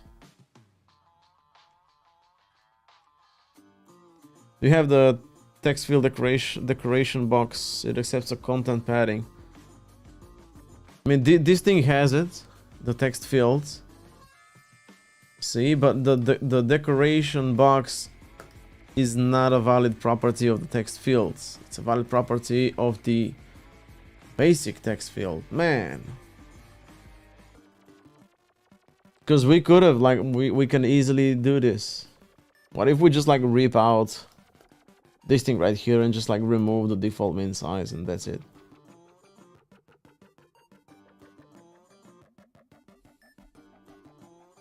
What if we did that instead? Okay, so there's a shape and the colors. It's alright, it's alright. Oh man, this is torture. Okay, here's what we're gonna do. Colors, text color, enable value. Use content colors. If you know what, I don't care. Merge text style, text color. God damn it. Okay, I don't care about this either. Then we want to render. I'm not sure what this is. Local composition, local provider. Binds values to providable composition local keys. What on earth is this? We'll return the value provided in composition local providers values parameter for all composable functions called directly or indirectly in the content lambda. I don't know. So we should be doing this instead, right? We should be doing this. Colors. Wait a minute. Those are our colors. I'm just gonna move them down and I will bring them back up. There's your colors. Alright, so merge textile. Okay, it does want the colors. Alright, here's the colors. Here's the defaults. Colors, the text color. Now this is not really working. It is internal text field colors, so we can't do this, right? Take or else. From what I've seen, most people have used basic text field, added the missing code from the text field since the shorts, creating a mix between the two. Yeah. Then you have the content padding. I know, yeah, we're pretty much taking that route. Text color should always be text primary, and that's it. I don't care about anything else. There we go. So now we have some issue. Cursor color. You're gonna be primary, and that's it. Okay, and now we have the decoration box. We've got the colors here.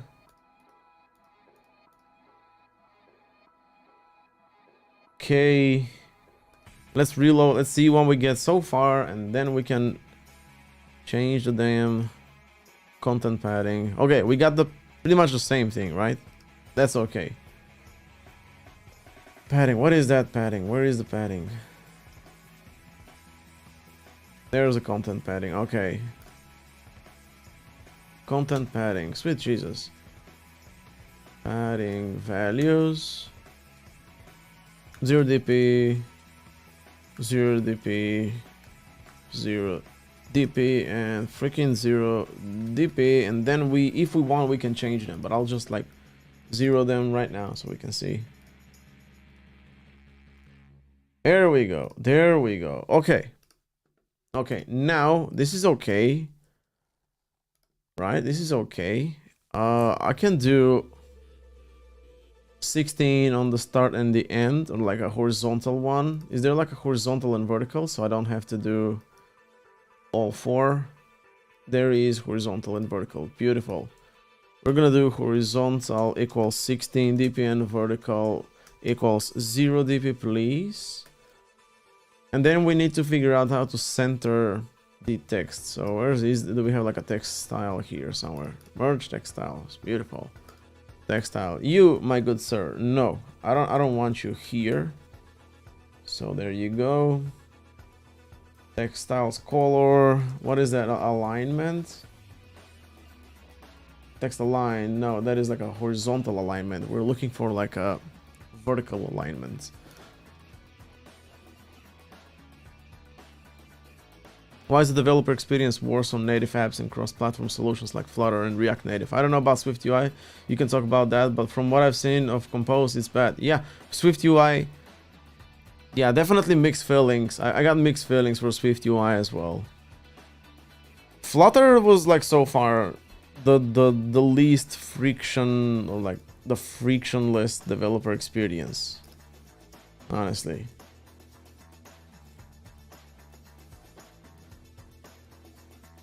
Alright, I'm happy that we got this, right? I'm happy that we got this, but now inner text field. This is the inner text field. Can we? No, we can't. Can we do text field decoration box?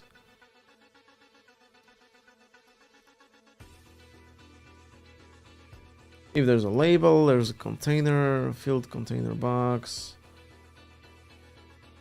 common decoration box.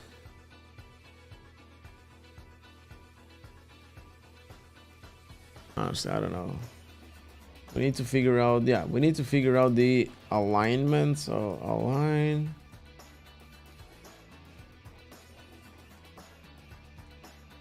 Center, I don't know. Center or like center vertically, let's see.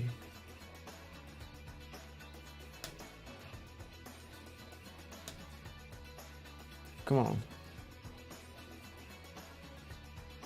Roscope instance is internal. Well, no, it can't be internal.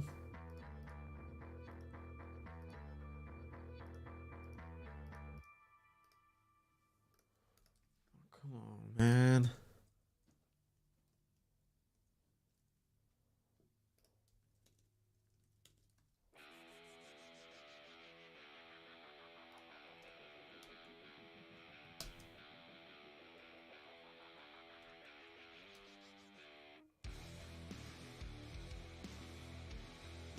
Damn it. So what good is it if I can actually add an alignment? Should I do it like from the outside? Where are we now? This is the amounts. Alignment. Center vertically. Okay, from the out it's okay from the outside, but that's like not cool. I don't want to like write it every time. It's not vertical. It's not vertical text. Is there like no textile, text align right? But that's like for the horizontal one. But I also wanna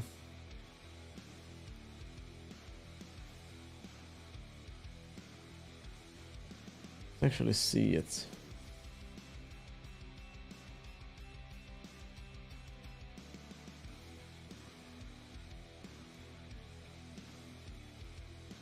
See how big the... There we go. Okay, so it's okay, right? The height and the padding kind of works now. I can even like remove it and do fill max height. It should be okay, right? We don't have the minimum.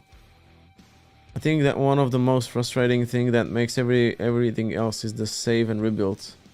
Yeah, totally. I mean, you can do previews and composables, but oh god damn it, you can do that, but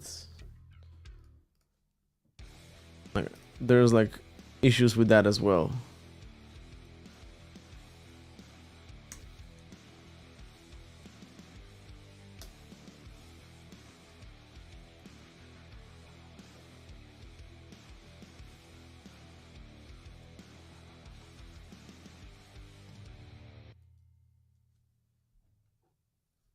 Alright, so we're setting the default main height to 44. But the text is like up there. If I remove this, it's gonna be at the middle. We're gonna have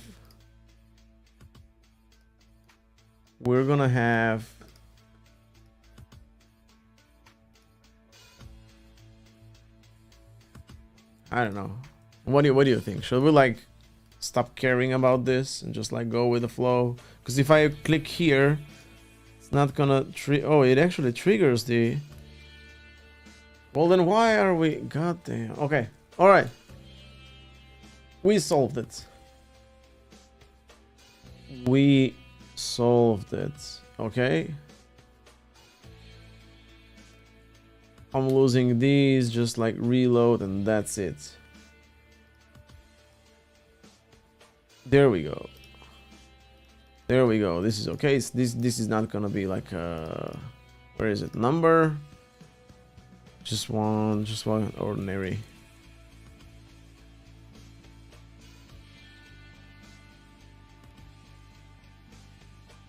Yeah, the hot reload really is... It is a pain. Pain. Okay. Okay, look, I'm not discussing the placeholder. It is what it is. Let's see, modifier, fill max width, modifier, fill max width, and then what do we want? We want align, alignment equals align dot end.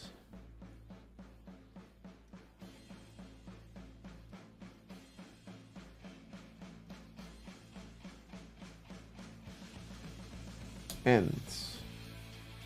Now it's gonna complain, right? Yeah, it can be called because it's explicit one. What is that? What does that mean? Use the explicit one. What is the explicit? Where is the explicit one? I'm trying to push the text here.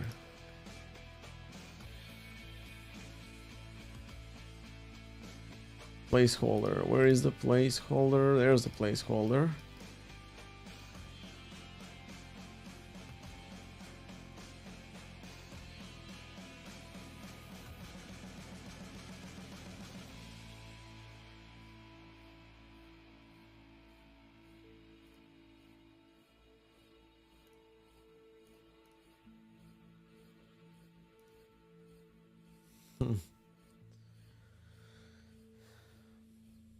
We need the placeholder to the right.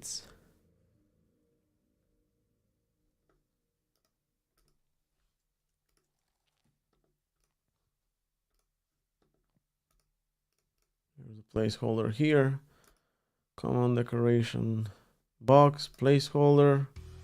Let's trace it down. There's a placeholder. Decoration content is placeholder. Okay. Modifier.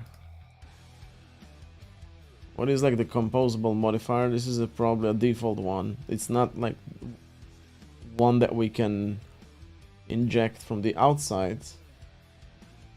This one changes the alpha.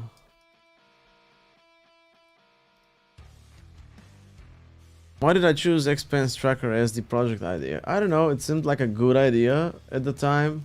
I wanted to try to create one for me. I always end up not using expense trackers at all. But yeah, I was thinking about like finding a good expense tracker and couldn't find a decent one. So like, what if we try to build it our own? I'm gonna stream it in the meantime. But yeah, I'm still not using the previous 3 expense trackers that I built, and I'm not gonna use this one probably as well. But it's like as an idea, I think it covers like building some custom UI, navigation, you know, local database. There is no HTTP call, so we're not really covering the networking part of the frameworks that we're building with. But yeah, that's I guess that's the reason. By the way, this like status bar being blue, I think it bothers me. So where did we do that? Where did we change that status bar color?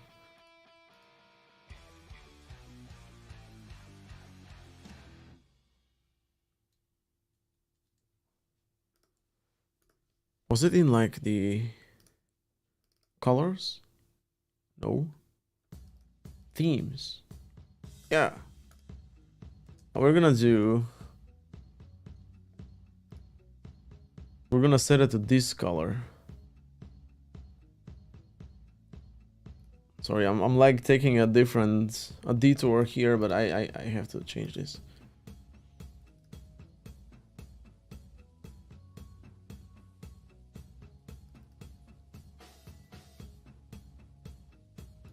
Top up bar.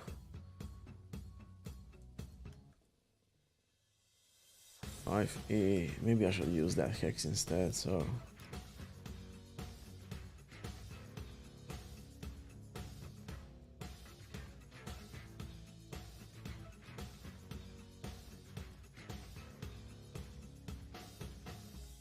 okay, let's see.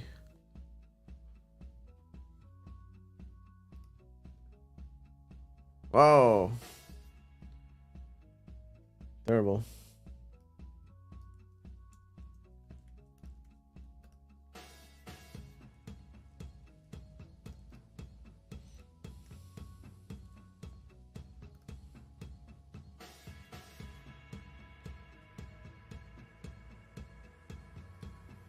Okay, much better.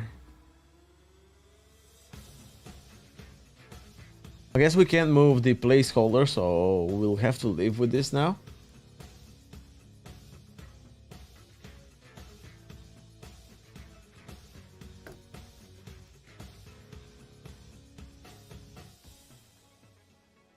Yeah.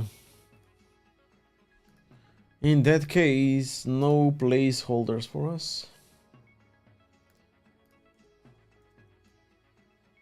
Yeah.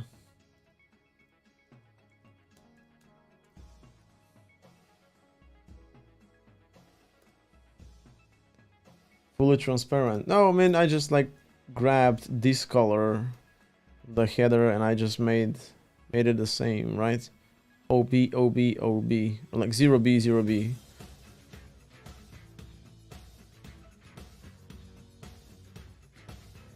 Yeah, I'm not sure like how it looks like on your end, but these two are different. So like here's the top bar, here's the title, and there's a line here.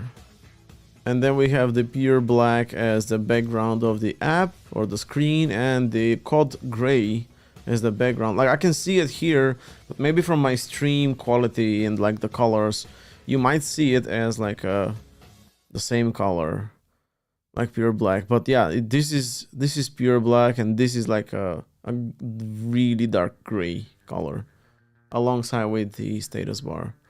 And also the bottom bar is the same code gray color. I'm not sure if we can paint this thing at the bottom, but yeah, no issue, no big deal. Okay, we can write some notes here. We're gonna add pickers here. The recurrence and category are going to be like ordinary drop downs. Date is gonna be a date picker, but we're gonna do that tomorrow. Finished custom unstyled text fields. Okay, pushing all the changes. Good. All right, cool. I guess this is it for today. We did like 2 hours and like 20 minutes, which is cool. I mean, and we'll call it a day. The UI for the ad is done. Sweet. Tomorrow I am streaming at the same time like today. So yeah, if you're still around tomorrow, jump in. We're going to continue working on the ad screen. As for today, thank you for joining, and yeah, see you all tomorrow. Bye bye.